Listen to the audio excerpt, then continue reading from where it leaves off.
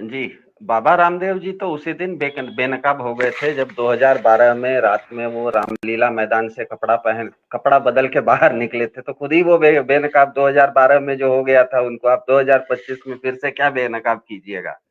देखिए, बाबा रामदेव जी के साथ सबसे पहले तो जो देश पांडे जी ने कहा, मेरा निष्कर्ष वही है, लेकिन उसके कारण अलग हैं। मेरे अनुसार मैं उसका कारण अलग बताऊंगा, लेकिन निष्कर्ष वही निकलेगा। मेरे ख्याल से बाबा रामदेव जी के ऊपर ना एक बहुत बड़ा अस्तित्व का संकट आ गया है। तो एक कहावत कहा जाता है, डूबते को तिनके का सहारा। हम सबको पता है कि 2011 से पहले इस देश में बाबा रामदेव जी योग के सबसे बड़े प्रचारक के रूप में अपने आप को उन्होंने स्थापित कर लिया था। हुआ ये कि अचानक जब से बीजेपी गवर्नमेंट आई, उसने योग को क्योंकि खुद हाईजैक कर लिया, तो जिस चीज को बाबा रामदेव जी प्रचार कर रहे थे, वो अचानक बेरोजगार हो गए, अनएम्प्लॉयड हो गए। तब मजबूरी में, क्योंकि वो प्रचारक नहीं रहे योग का, तो उन्होंने व्यापार शुरू करना उनकी मजबूरी बन गई। अब जब व्यापार करते हैं तो समस्या ये आती है, कोई भी व्यापारी अगर व्यापार करना चाहता है, आप छोटी सी दुकान भी खोलने जाइएगा तो आपको 10 तरह के लाइसेंस लेने पड़ते हैं, सरकारी नियमों का पालन करना पड़ता है। सरकारी नियमों के पालन करने में कई जगह पर आपको हाथ गर्म करने पड़ते हैं। हाथ गर्म नहीं भी करना पड़े तो लाइसेंस लेने में, उस चीज को पूरा करने में बहुत सारी समस्याएं होती हैं। तो इन्होंने सोचा कि क्योंकि जो अभी सरकार हमारी इस देश में है वो मेरे सिंपैथेटिक, मेरी मेरी सहयोगी सरकार है, तो मैं क्यों ना सरकार के माध्यम से ऐसे कानून बनवा लूं जिसके चलते मेरा व्यापार सुविधाजनक रूप से चलने लगे। मेरे ख्याल से रिपोर्टर्स कलेक्टिव ने वही कहा है कि उन्होंने हरियाणा सरकार से बात करके सरकार से ही कानूनें बदलवा ली, और जो जंगल की जमीन थी उसको बेचने की जमीन मान के उसको खरीद बिक्री शुरू कर दी। तो ये शुद्ध व्यापारी बन गए, कोई कोई उसमें उसमें कोई दो राय रही नहीं। लेकिन सवाल ये उठता है कि परसों जब उन्होंने अपने शरबत का प्रचार करते समय ये कहा, वो वीडियो जो जो सोशल मीडिया पर वायरल है, कि उनका कहना है बाबा रामदेव जी का कि पतंजलि शरबत पीने से गुरुकुल बन जाएंगे। बहुत अच्छी बात है, गुरुकुल बन जाएंगे पतंजलि शरबत पीने से।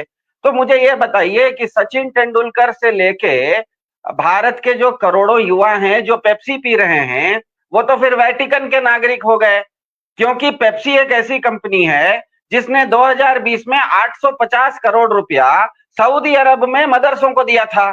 तो मुझे ये बताइए कि जो कंपनी सऊदी अरब में मदरसों को पैसा देती है, उसका प्रचार भारत रत्न सचिन तेंदुलकर करते हैं, और वो पेप्सी भारत के करोड़ों लोग पीते हैं, तो इसका मतलब तो बाबा रामदेव जी कह रहे हैं कि भारत के वो जो करोड़ों लोग हैं और सचिन तेंदुलकर हैं, ये सब लोग तो वेटिकन के नागरिक बन गए।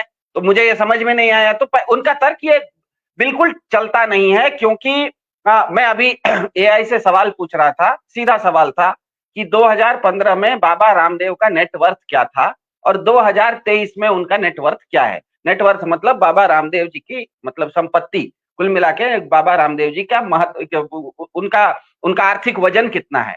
तो एआई ने सीधा सीधा जवाब दिया कि 2015 में बाबा रामदेव जी की संपत्ति 1100 करोड़ रुपए के आसपास की थी।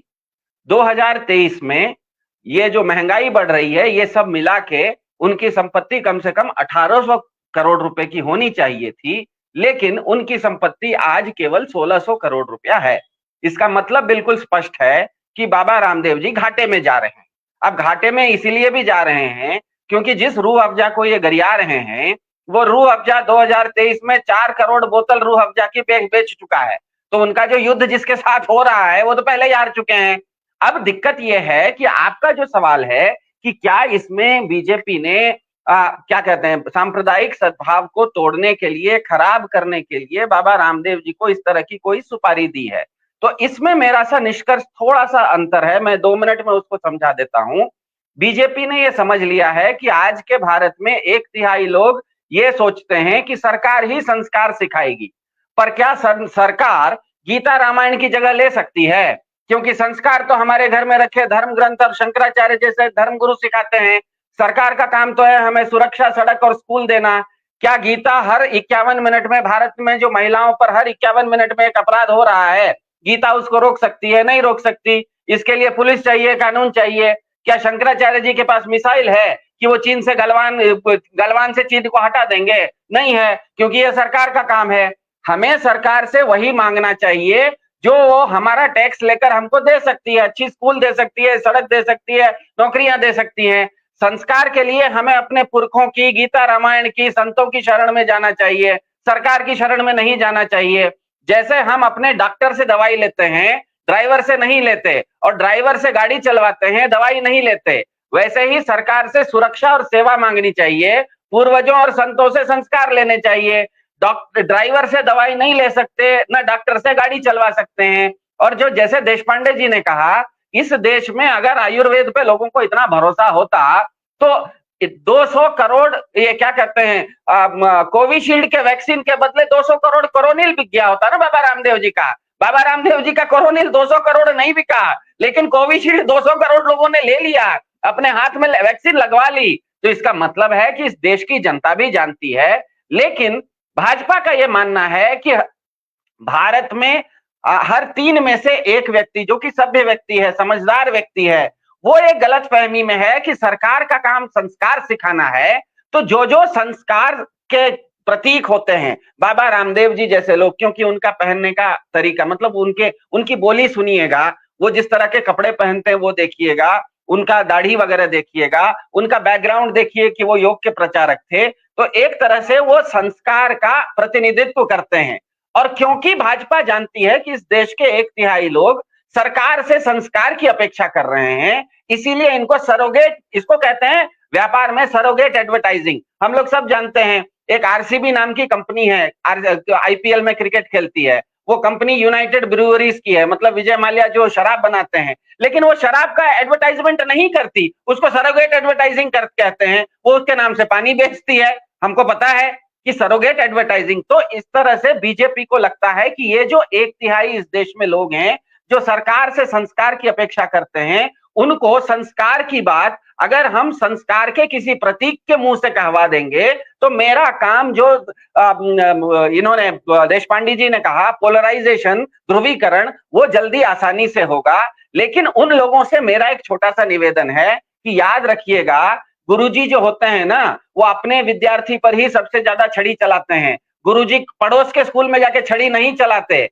पड़ोस आपके गुरुजी आपके ऊपर ही छड़ी चलाते हैं। इसीलिए इसी देश के आप ही लोगों के ऊपर नोटबंदी की छड़ी चली, आप ही लोगों के ऊपर किसान कानून की छड़ी चली, आप ही लोगों के ऊपर लॉकडाउन की छड़ी चली, आप ही लोगों के ऊपर जीएसटी की छड़ी चली, आप ही लोगों के ऊपर पेट्रोल, आज भारत से पेट्रोल आयात कर लेता है भूटान, और वो 70 रुपए में बेच रहा है, और भारत में वो पेट्रोल 100 रुपए में है। ये छड़ी पेट्रोल की भी आप ही के ऊपर चल रही है। क्यों?